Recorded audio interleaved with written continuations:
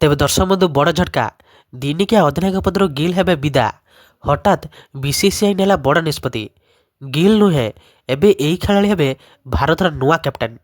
ସମ୍ପୂର୍ଣ୍ଣ ଖବର ଜାଣିବାକୁ ଭିଡ଼ିଓ ଶେଷ ପର୍ଯ୍ୟନ୍ତ ଦେଖନ୍ତୁ ଏବଂ ଯେଉଁମାନେ ଭିଡ଼ିଓକୁ ନୂଆ କରି ଦେଖୁଛନ୍ତି ଭିଡ଼ିଓରେ ଗୋଟେ ଲାଇକ୍ ଏବଂ ଚ୍ୟାନେଲକୁ ସବସ୍କ୍ରାଇବ୍ କରିଦିଅନ୍ତୁ, କାରଣ ଏହିଭଳି ପ୍ରକାର ଭିଡ଼ିଓ ଆପଣମାନେ ଏହି ଚ୍ୟାନେଲରେ ଦେଖିବାକୁ ପାଇବେ।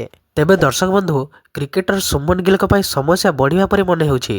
ତାଙ୍କୁ ପ୍ରଥମେ ଟେଷ୍ଟ ଦଳର ଅଧିନାୟକ ଏବଂ ପରେ ଚଳିତ ବର୍ଷ ଦିନିକିଆ ଦଳର ଅଧିନାୟକ ନିଯୁକ୍ତି କରାଯାଇଥିଲା। ସେ ଟି-20 ଦଳର ଉପ ଅଧିନାୟକ ଭାବରେ ମଧ୍ୟ କାର୍ଯ୍ୟ କରିଥିଲେ।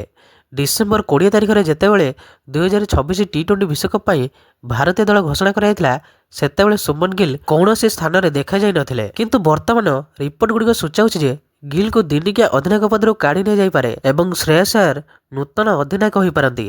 ତେବେ ରିପୋର୍ଟଗୁଡ଼ିକ ଦାବି କରୁଛି ଯେ ଶ୍ରେୟସ ଆୟରଙ୍କୁ ଭାରତୀୟ ଦିନିକିଆ ଦଳର ନୂତନ ଅଧିନାୟକ ନିଯୁକ୍ତି କରାଯାଇପାରେ। ବର୍ତ୍ତମାନ ସେ ଦିନିକିଆ ଦଳର ଉପ ଅଧିନାୟକ। ତେବେ ଆୟରଙ୍କ ପାଖରେ ବ୍ୟାପକ ଅଧିନାୟକତ୍ୱ ଅଭିଜ୍ଞତା ଅଛି।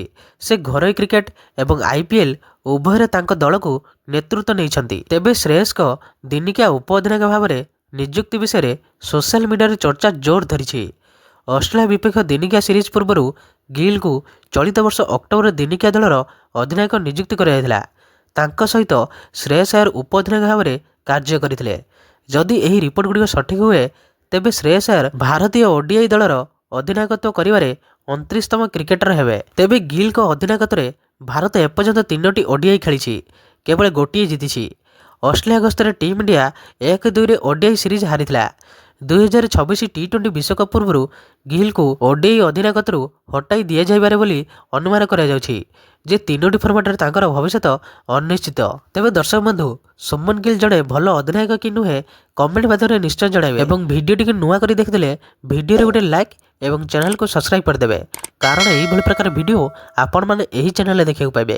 ତେବେ ରହିଲି, ଜୟ ଶ୍ରୀରାମ।